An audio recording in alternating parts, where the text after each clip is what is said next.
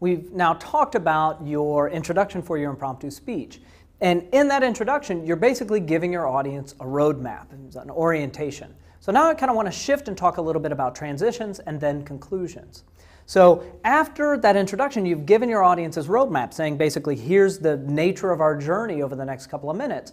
Transitions are going to help the audience follow along, identify, markers, where they are in the speech. And this is good in a short speech, but it's tremendously important in much longer speeches, right?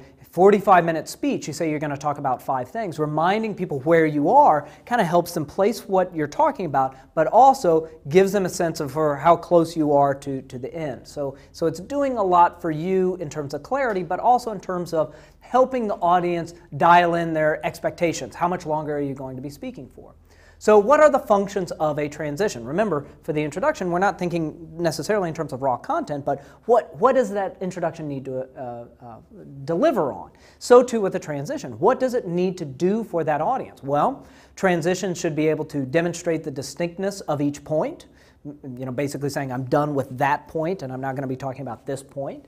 And so as part of that, demonstrating the distinctness of each point, and then also helping the audience know where you are. So if you say you're going to talk about 2 points, you finish talking about 1, we know you're about to talk about the next one. If you're talking about 10 points, I don't know why you would, but if you're talking about 10 points, you say, I'm done with point 7, now I'm moving on to point 8. That kind of helps me know where we are in that roadmap that you gave me in the introduction.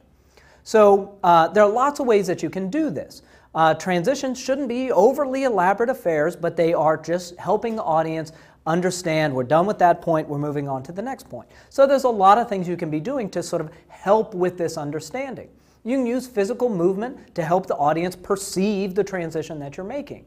So, it doesn't have to be a huge step, but you can actually walk on your transitions. Just some sort of physical or auditory break between the major chunks of your presentation. And this can be dialed up or dialed down based on your physical mobility and unique space considerations. But it's just a way of thinking about how you can use your entire instrument in conveying the information to your audience. So, you could do your introduction here. Sometimes we'll talk about a speaker's triangle. I'm starting here and moving there and there. So maybe let's say in my impromptu speech, I do the introduction here. And then on the first point, I transition over to here. I talk for a little bit. I'm done talking about that first main point, and I take a step or 2 over here, talk about this, and then make my way back to the conclusion on that transition point. If I've got a really large audience, maybe then I'm using that as an opportunity to really walk to different parts of the room or different parts of the stage.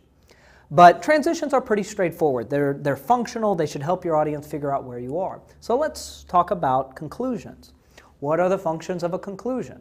Well, if the opening was the curtain rising, then the conclusion is that curtain coming down again.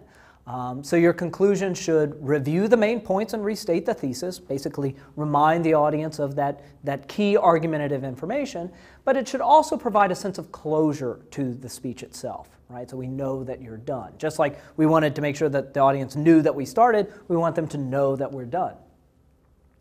And without a doubt, your audience in this short impromptu speech may not need a review of the key points, but you can do this review quickly and easily, just readdressing that roadmap that you gave us in the introduction.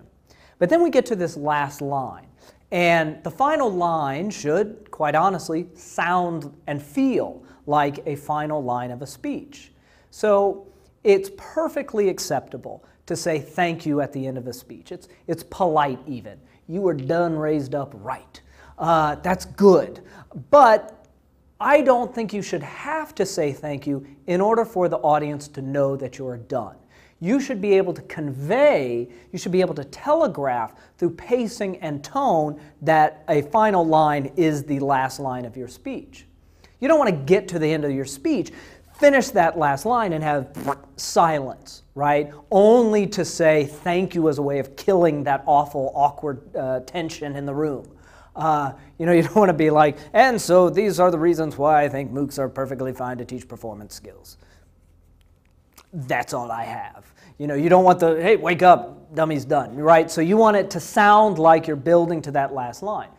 Now, this is obviously going to vary based on language, but what does that final line usually sound like in spoken English? Well, it's probably slower with more pauses between the words, more deliberate tone, and probably noticeably drops off there at the end of the sentence. So let me go ahead, and I worked up that sample impromptu. Let me just go ahead and do the conclusion from that, or one version of a conclusion from that. So let's say I walk over on point 1, I'm over here on point 2, so here I am. I'll transition into my conclusion and do my conclusion. So I certainly understand why some would be skeptical, but I do strongly believe that MOOCs can teach performance skills. And they can do this because they can provide efficient instruction, and they can actually produce some good student practice. Now, clearly it's not the same thing. You don't get one-on-one coaching or the immediacy of feedback that you would in a university setting. But you also get the opportunity to reach a much larger audience that just can't happen when you're locked away in a specific classroom. So these two things are different, but just because they're different doesn't mean they can't accomplish the same thing. They in fact often can.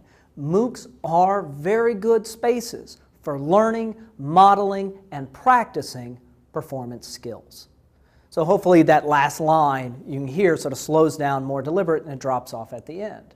So at the end of that last line, I would hope for applause at the end of that last line. I generally hope for applause after most lines, but especially at the end of the last line, I want people to be able to know that I'm done and start applauding.